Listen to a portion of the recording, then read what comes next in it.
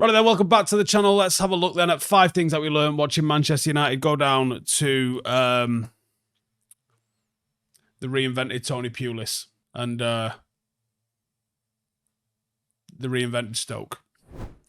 First up, De Ligt. And another solid, strong performance from De Ligt. He's now strung together a real run of consistent matches, and he seems to be growing both in confidence and stature within the side. There's a couple of areas where he can still improve. A little bit on the ball. Would like to see him maybe trying to break the lines just a little bit more, because I think he can do it. He can be physical. He can be demanding in both boxes, actually, which has been sorely missed by United for a long time. But I'm really enjoying seeing him becoming a mainstay. And I think that central centre defender role is absolutely tailor-made for him. I think he works perfectly for it. And I think he's been a real asset since we signed him. Good to see. Start your betting journey with confidence. Sign up with Hollywoodbets and enjoy their exciting new player bonus. And here's the deal. Register, deposit £10 or more using your debit card, place your first £10 or more bet on any sportsbook market with minimum odds of 1.5. And if the bet loses, you will receive a £10 free bet as a bonus. Your free bet can be used on a multiple bet with 3 or more legs and needs to be used within 3 days of being credited. For full terms and conditions, check the link in the description. Remember, you must be 18 years of age or older to register. And as always, gamble responsibly. If you need support, check out begambleaware.org. Bet responsibly and enjoy. Number 2, Ugarte. I think he's really starting to prove some of those doubters wrong. People thought he was going to come and just be a destroyer, but we're seeing what he can do on the ball. And he's shown that he's not a complete liability. He's not even a liability on the ball, actually. He knows his job. He plays simple, intelligent passes. He keeps it simple. And he provides us with like a necessary bit of controlled, sometimes, aggression in the middle of the pitch. And I think you absolutely require that. Putting in I thought he was the first name that should have gone on a team sheet in those sorts of games. And I think when you go to Anfield and you go to the Etihad, you go to the Emirates, I think that he's going to be the first name on the team sheet in those games. And I think the performance that he give at the Emirates can't be sniffed at and almost gives weight to the idea that he will be that effective in those big matches. I think that's absolutely going to be the case. Number 3. We saw 30 minutes of Leny Yoro, and I think that if I'm Amorim on the coach on the way home, on the train on the way home, I'm sitting there thinking about the game. One thing I'm going to keep circling around is Leny Yoro. After such a long time out, he had no right to come in and look as comfortable and clean as he did in that game. The right side centre-half role seems to fit him absolutely down to the ground because he can defend those wide channels 1v1. He's a little bit of a freak, I think, athletically, physically. He's got that Wan-Bissaka style, I'm going to get that ball no matter what kind of slide tackle ability to him.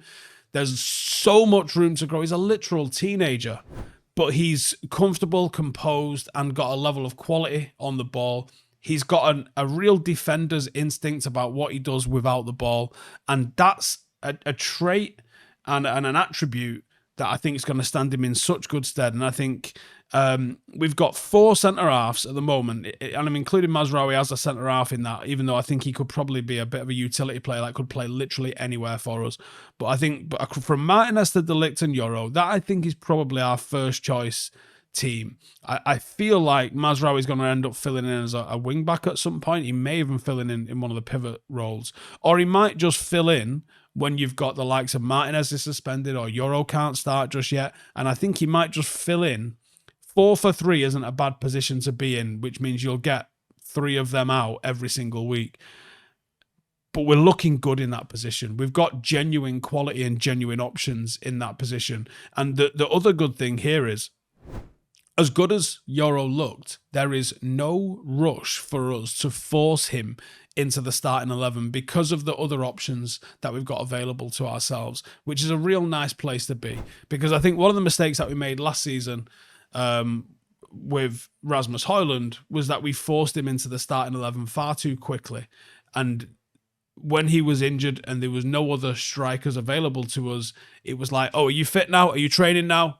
Get back into the starting 11 and go and deal with this. And I think that's fundamentally a little bit of a mistake and something that's probably not a good idea for us to be doing. If we can afford to slowly introduce Leny Yoro back into the team, that's absolutely what we should be doing.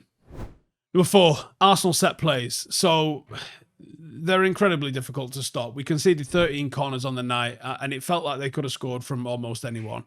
Arteta seems to have molded this team into, I know we're calling them a glorified Stoke, but it is kind of quite true into what it is. They're squeezing margins out of them set plays. They've got 4 centre-halves in the team. Like I said on the review with Joe last night, it's like they've read Das Reboot and they've gone to what Germany did in the 2014 World Cup, where they've gone with a back 4 of 4 centre-halves, more or less. And they're looking to dominate at standard set pieces. Like, it's jarring, but it's smart, and obviously it's an element of the game where there's gains to be made. It's just frustrating because it feels like defending set plays so often comes down to desire, and it felt like we maybe didn't have as much desire as we should have had when it came to clearing them. We had players in the areas where the ball was being fed. They just got to the ball before us, and how's that been allowed to happen? The Premier League is about physicality. Well, sometimes you have to compete physically, and I thought last night showed that a little bit. And it also shown that, despite the fact that we scored 4 against a shit Everton team, I still think that United lack elite attackers in probably all the positions. I do not feel that Manchester United's forward line is good enough right now. We need someone that can make a difference in games like that. Rashford has done it in the past. I don't have the confidence in him doing it at the moment. Garnacho, I don't think he's ready to be that guy. Højlund is more potential than anything else, and Xerxes, I'm not 100% sure on anything outside of his link-up play. We don't look like we've got the players that are capable of...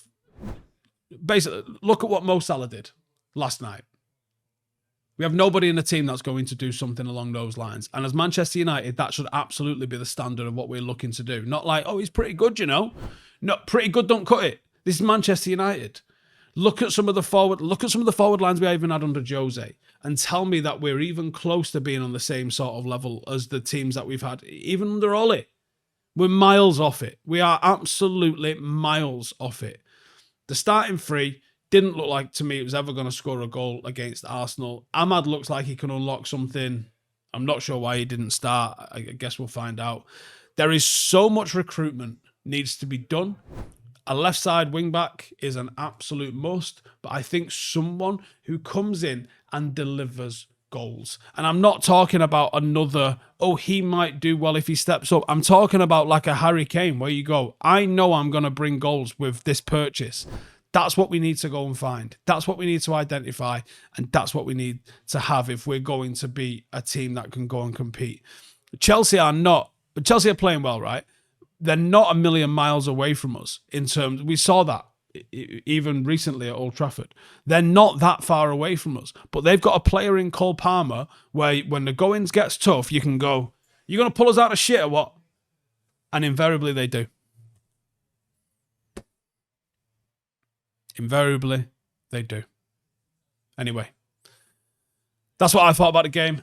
I will be doing the player ratings. These are not going to be good. Tune in a little bit later for them, and I'll catch you in a bit. Laters. Hey, thank you for watching the video. If you are new around these parts, then don't forget to subscribe. My channel is proudly supported by my community on Patreon. If you'd like to get a little bit of extra content, a Discord group, meetups, 5-a-side games, weekly podcasts, behind the scenes, and even an occasional bit of transfer news as and when I get it, then for the price of a pint, you can show your appreciation for the content that we make and get some goodies for doing so as well. Check the link in the description or click the button right here. You'll also find all of my socials here too if you want to follow me on any of those platforms. Nice one.